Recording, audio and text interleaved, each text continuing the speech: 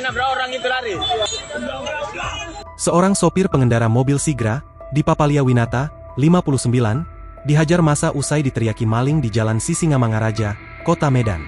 Videonya pun viral di media sosial, salah satunya dibagikan ulang akun Instagram Media Gramindo pada Minggu, 29 Juni 2025. Polsek Medan Kota sudah berada di lokasi saat satu unit mobil putih jadi bulan-bulanan warga di Jalan SM Raja Kota Medan, Sabtu, 28 Juni 2025. Awalnya pengendara mobil ini diteriaki maling usai menabrak pengendara sepeda motor. Tulis akun tersebut di kolom unggahan. Sementara itu, Kanit Lantas Polsek Medan Kota, AKP Lisna Tampubolon mengatakan, peristiwa itu terjadi pada Sabtu, 28 Juni 2025, sekitar pukul 14.30 waktu Indonesia Barat.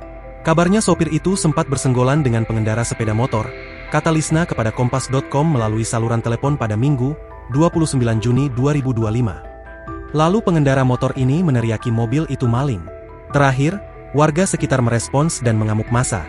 Tambahnya, akibatnya, mobil Winata mengalami kerusakan berat. Kaca di bagian depan dan belakang pecah. Bodinya bagian kanan dan kiri penyok hingga spion patah. Korban alami luka di bagian kepala dan beberapa luka lebam di seluruh badan, ujar Lisna.